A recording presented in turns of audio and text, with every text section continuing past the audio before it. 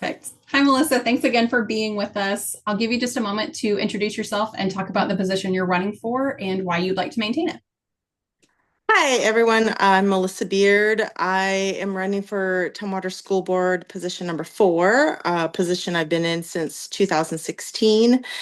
And when I decided to run, I had to sit down and figure out why I wanted to run again. And the reason is I'm really excited about the work that we're doing in the district around strategic plans, around, getting the budget back to where it needs to be.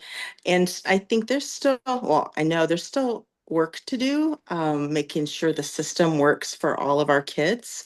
And I still have the energy to do that. And I'm still interested in making sure we can do that. And that is, I'll start with that, why I want to run. That's your why. That sounds Yeah. great. Yeah. Yeah, what have you noticed since 2016, since you first were in this position? What kind of changes have you kind of clocked? It's funny how much some things have changed and some things haven't changed. We've just gone through a lot of we've gone through a lot of things. We've had some struggles. When I first got on, we had an issue with a Confederate flag at one of the schools. That was one of the early things we had to deal with. And so at that time, the board undertook going through, creating an equity policy.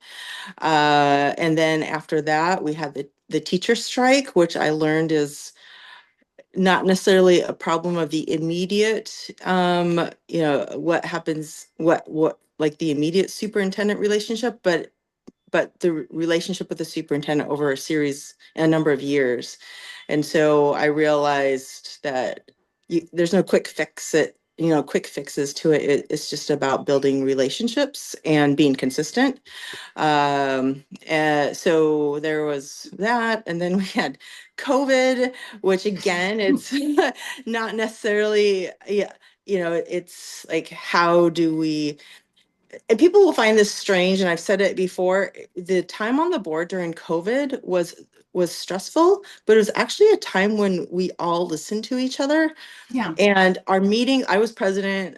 I do love a good public comment. I do love a good discussion. And so our meetings were 3 or 4 hours long because we were discussing things and no one had the answer. And we were trying to hear everyone and make sure that we had all the information we could. And so they were really long meetings, but those are what I enjoy, is listening to people and trying to find it, trying to find what we can do. So, since then it seems like with because when I got to be president, we switch every year. I just wanted everyone to have the opportunity to do that. And so I hadn't been president since COVID. I was president for 2 years. And then when it came back around to me, I said, gosh, guys, like, you know how I love a good meeting. So these might get long, and I did not anticipate this happening at all. So but I think my fellow board members know that I will prioritize student voice. They know that now. I will prioritize student voice and community voice um, over each other, especially if people aren't talking.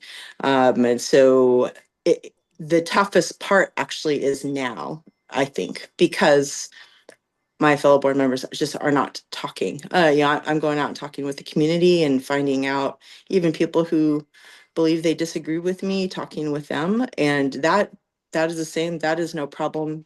That we can find agreement. It's my fellow board members that are making it difficult, in that we can't just come together and talk like we did during COVID. We disagreed during COVID, but we were talking about it. Um, and so uh, it's just different issues that seem to come up with us.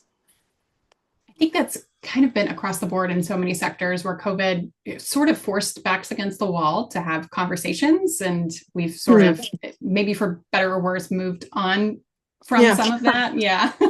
interesting. Yeah, I hadn't thought about that, but yeah, I mean, because it was divisive then, but for whatever reason, people were willing to talk, and it doesn't Yeah. seem that like people are willing to talk now. But I hadn't thought about that. But yeah, it's a good point. It's been interesting. Yeah. So I'm going to hop around a little bit in some of my comments because you mentioned students that Mhm. you are prioritizing their voices. And I also noticed this in your questionnaire, and you noted that you weren't just engaging in student reports, but you were actively engaging them in the meetings. And so, what Mhm. kind of positive changes have you been able to measure from prioritizing that student voice? I think so. Before, when I first got on the board, the student report was not about asking them questions and having them talk with their fellow students. It was there's a school dance, there's a basketball game. It was just about, reporting out activities, which we all could get the calendar. So since then, we came up with the ideas like one, just like we go talk to the community, we were trying to figure out, how can they talk to their fellow students? And it happened, and it started during COVID because we wanted to know what was going on, how were students feeling about certain things. And so we started giving them monthly questions for them to go and ask. And they all do it differently.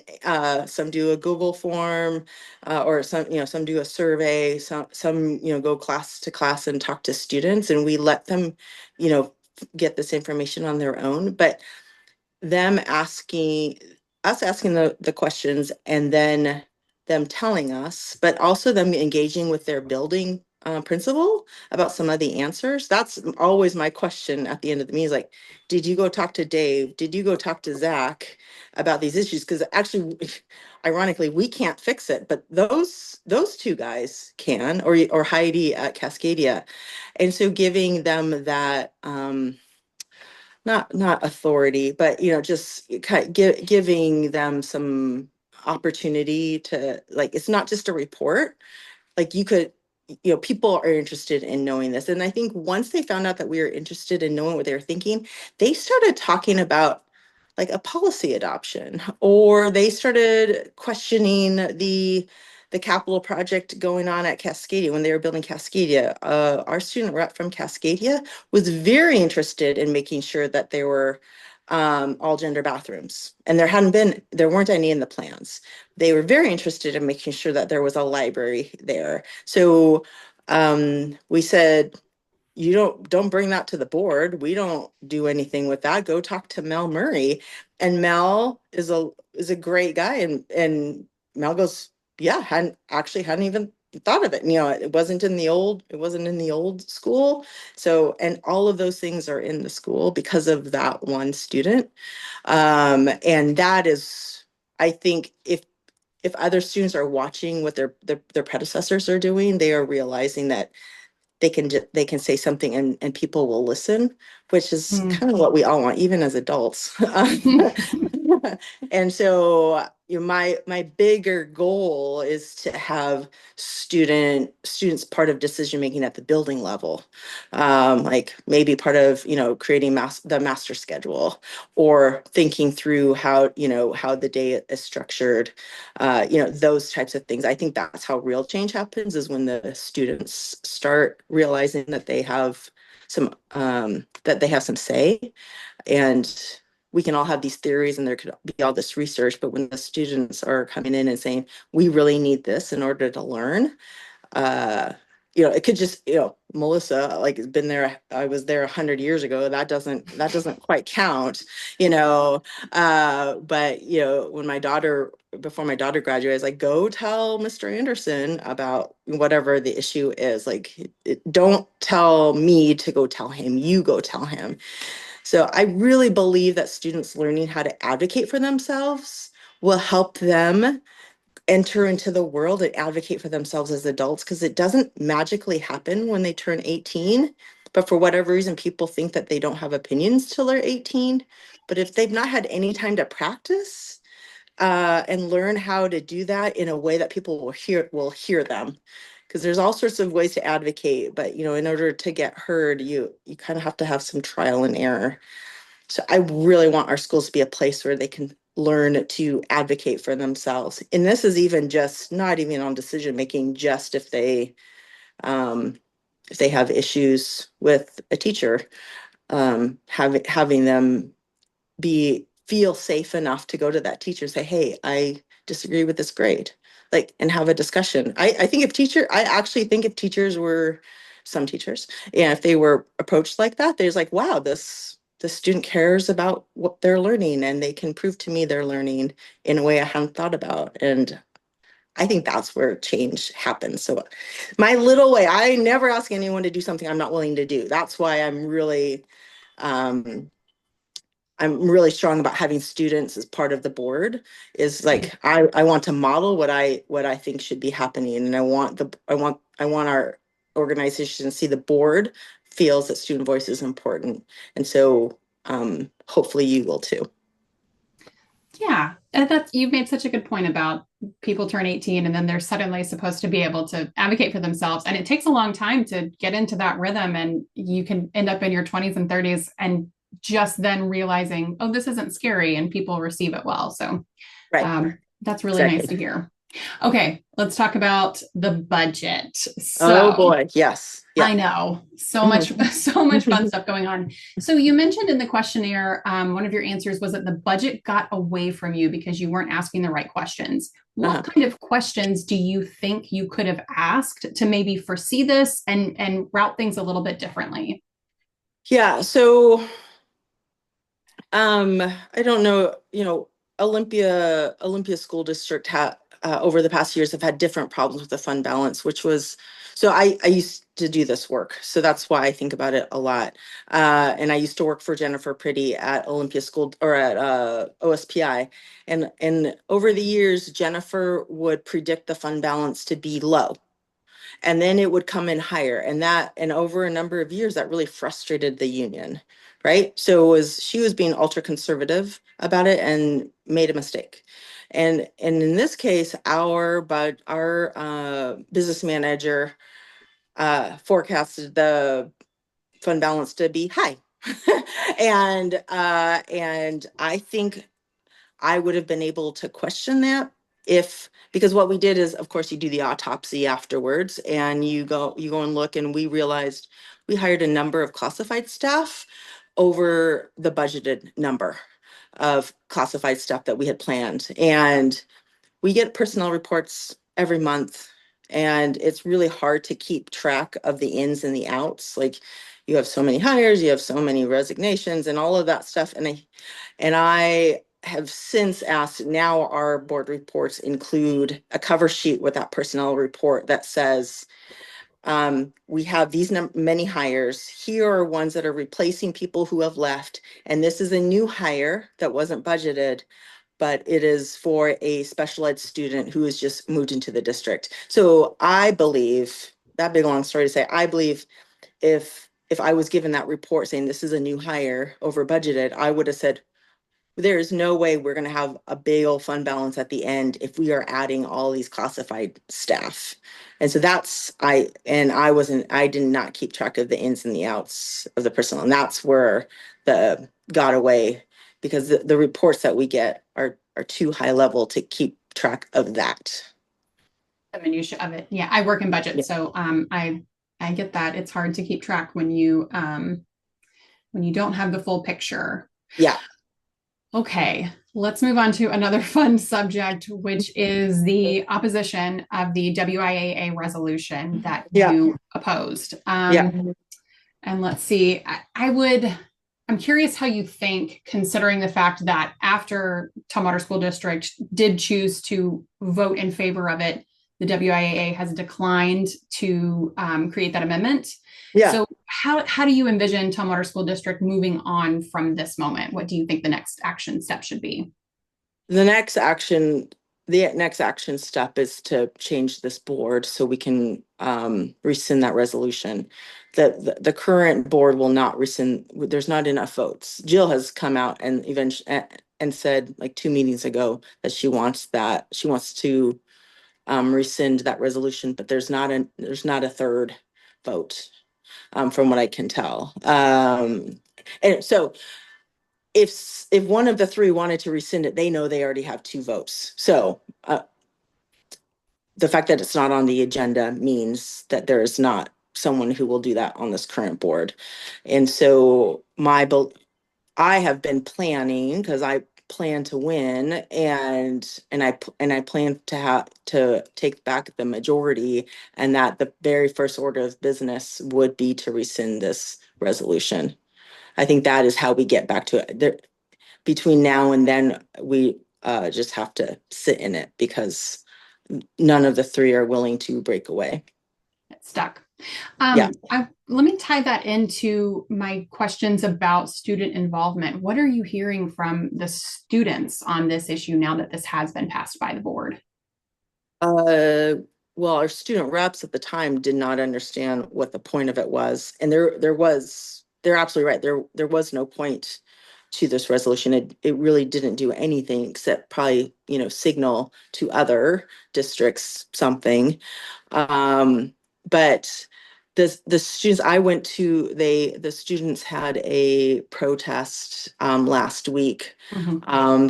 that I went to, and just to see. There were a number of students there who are very vocal about supporting their fellow students on this. So I know, and this is again why I believe in student voice. Every generation has, I believe, a new group of people to include into society. When I was in high school, gays and lesbians were not included. Mhm. And that is more acceptable now, and even with marriage equality. So I think there's always a new generation, there's always a new group with each generation. And so students do do not do not see an issue with this. And that's secretly why I really want student voice to be more, like if the students aren't having an issue with this, then it's the adults, and the adults need to sit down and talk about why that's an issue or why there's a fear. Um, but I've not heard, except for a handful of students, I've not heard of anyone. Well, and in fact, a lot of the students are like, I don't like, what's the big deal is the question that's being Mhm. asked. Like, what do you guys think you're trying to do? And I really don't know. Really interesting. Yeah. It'll be interesting to see how the election goes and how the board turns out. Yeah. Um, Mhm. in that vein, it looks like Tumwater School District has a new policy. I was reading an Olympian, I think it was article the other day, and someone called it unconstitutional. And the problem with this rule, according to people who see issue with it, is that it is content censoring and content choosing what sort of questions it's pre-screening. Mhm. And there have been a few court cases all the way to the Supreme Court that have declined to view that as constitutional. So, what are your feelings on this policy? I know it's hard to balance, functionality and hearing community voices. So you're talking about the public comment. The Yeah. pre-screening, yeah. Yeah. Yeah. So actually that was it, the implementation has not been good, but I suggested this at the May 12th meeting in terms of, because of the budget being an issue. We had a lot of staff that were frustrated that they weren't able to be one of the top 10 to speak about the budget, Mm. in the later meetings. And so I had suggested, why don't we prioritize the people who are speaking to agenda items? And then after that, the people who are coming to speak to the board, then they come in. So but I will say, when I read how the district was talking about it, that would really confuse me. Our policy already says public comment is for agenda items. Mm. We don't enforce it because usually it's one person coming to talk to us. So it was like, why would we say no? We've already set Yeah. aside 30 minutes.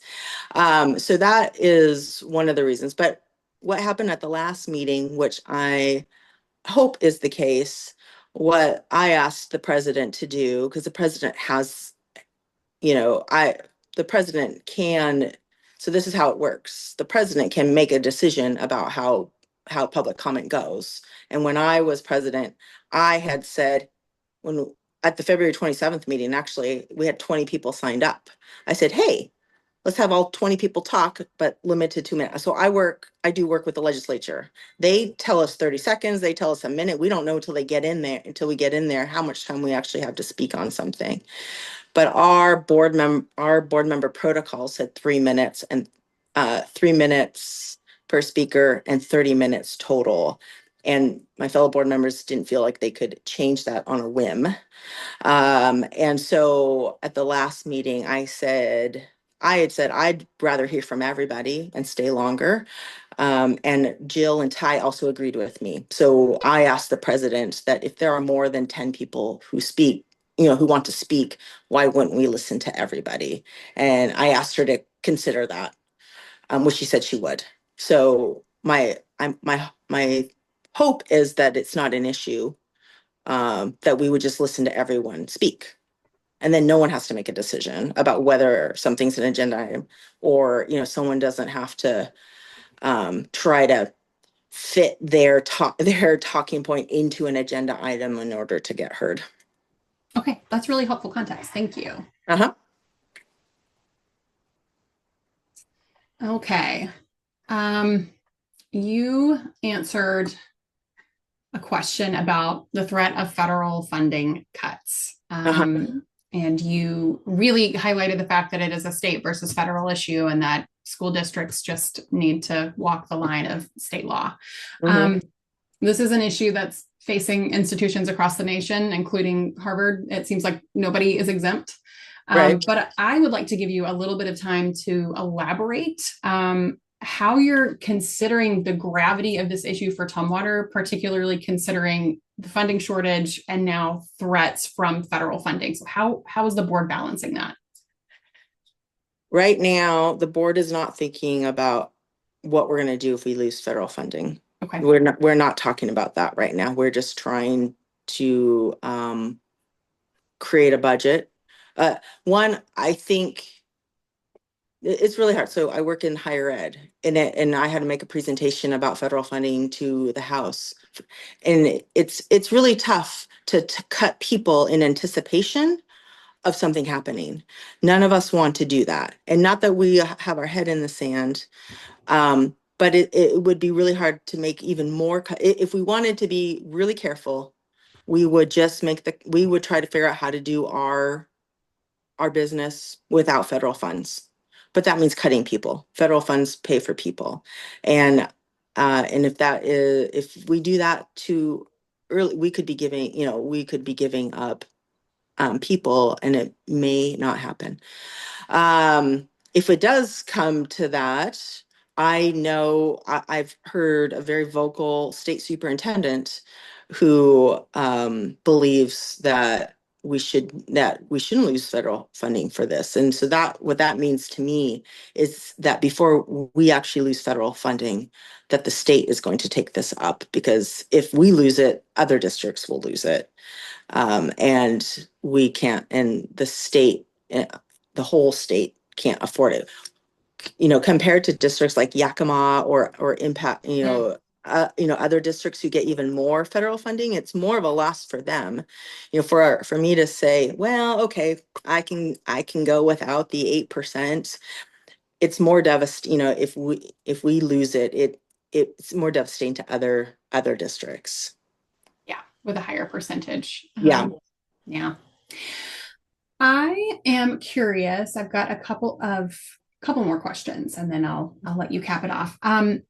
I mentioned what Tumwater has done well, and maybe where you see improvements or potential for improvements. And you mentioned that the school district can do a better job of addressing bullying and serving multilingual learners and students with IEP, and just kind of creating that inclusive learning environment for everybody. Is there anything that you're brainstorming off the top of your head that you think you could hit the ground running with, at least in terms of bringing it up as an agenda item and getting votes on it, that might push that vision a little bit further forward?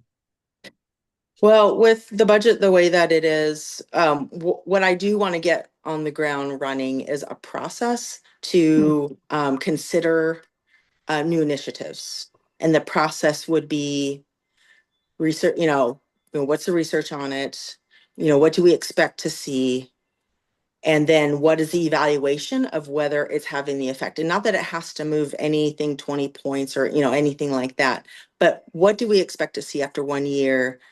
Do we have to make a, so this a continuous improvement cycle rather than what we usually do. And I've been here long enough to watch it happen and I'm not doing it anymore, which is we hire people, we hire staff because we see a need, and then it just keeps on going until we have to cut. And I've seen this happen too much, and I don't want to do it again. The cuts are tough. And so what I want to be able to say is, are we, well, first of all, the very first thing we're going to do is really invest in the people that we have here staying. So getting new curriculum, giving them professional development, like around, for our multilingual, like the GLAD training, for our classroom teachers. So classroom teachers can meet needs. It's not just a bilingual teacher, but it's really making sure and taking care of the staff that we have now rather than adding to them, because what I've discovered is adding to them might help just a few staff, in one of the buildings, but it's not helping the overall system. People are still frustrated. People don't have the tools that they need. So I've talked with the union about it. They asked me the same question: what are you going to do about the budget? I said, I'm not hiring any more people. I'm not doing that any right now. I want us to figure out what our current staff need and make sure that they have what they need first before we start adding people. But around multilingual and special ed, I really think it's more supports for our classroom teachers to be able to meet the needs of those students in their classroom. And it's not pulling them out, but really universal design for learning says if you can figure out how to help a student who's struggling, helping that student who's struggling is likely to help other students in that classroom. So it's not just that one student that benefits, it's other students who will benefit. But that only happens if you're doing it in the classroom. So how do we get the supports, the training to our classroom teachers so they can do some curriculum management for that student and other students' benefit? That is what that'd be the first thing I could do. Because I'd like to say, oh gosh, I don't know, no one listens to me, but that I could do that. Yeah, using your power where you have it. Yeah. Well, I mean, you answered my other question, which was kind of talking about results that you expect to see, but you've kept it off there, and we've got 9 minutes and 22 seconds left. So I will say the floor is yours. If there's anything else that you want to say about your campaign, or just anything you think that the Olympia Indivisible steering committee might want to know, now is your time to do so. I think what happened on February 20th. So I know a number of people now that are part of Olympia Indivisible that I didn't know before. I might have known them through work, but I didn't know they were part of Olympia Indivisible because they reached out. And I think what I want the members to know is February 20, lots of people have thanked me for the work that I did, and having a daughter who went to Black Hills, who had a group of friends who I became aware of the struggles that our LGBTQ students face. And I'll say a lot of them had good interactions with our schools, and some of them did not. And so I was made aware of this, and I often wondered if something came up, what I would do. So what I did on the 27th by voting no was like the most obvious choice to make and it wasn't difficult because I really, really, truly believe for all of our students to succeed, they all need to feel valued and they all need to feel that their voice is important. So I have really enjoyed the support, but it feels a little like, oh gosh, like there was really no other answer. And I think because of student voice, I've been a big believer in letting people be authentic. It took me a long time to be authentic and to feel that anyone cared about my authentic voice growing up here in Tumwater. And so that's why I feel so strongly about making sure people can be authentic around me. And if people are authentic, then I think that's how we get to the better answer. But if we can't trust each other, or if people only say what others think they want to hear, then we don't actually solve any problems. And um, I'm I'm glad I had the opportunity to be able to speak out against it. Unfortunately, what happened, is exactly what I had said in my comment, is that if we pass this, then people are going to, even though this resolution doesn't do anything, it communicates something. And that's exactly what has happened. So it was the most obvious answer. It was not difficult. I also did it knowing that I could maybe not be on the school board anymore, because of what the community would think. But I would have thought less of myself if I did something to stay on a school board versus protect children. It's really like, you know, passing a budget, hiring a superintendent is all for children. And so it was probably one of the easiest decisions. There's been a lot of hard decisions over the years. This one, ironically, has gotten the most attention, but was probably the easiest. So I want your members to know that if I get your support and keep this seat, I will keep fighting for students and making sure that they feel seen. Great. Awesome. Well, that does it for me. Thank you so much. This was wonderful to sit and talk with you. So I will upload all of these documents so that Olympia Indivisible at Large can review everything. And then from there, someone will be in touch. I don't think it will be me. But if you have any further questions for me, just let me know. You can reach us via that Olympia Indivisible endorsement email. And yeah, anything else? Any questions from you now? No, just thank you all. This is taking a lot of your time. So, because I'm not the only one you're talking to. So I really appreciate everyone's time and dedication to making sure that the right decision is made. So I appreciate that. Yeah, thanks so much, Melissa. We will talk to you soon, I'm sure. Okay. All right. All right. Thanks. Have a good night. Bye. You too. Bye.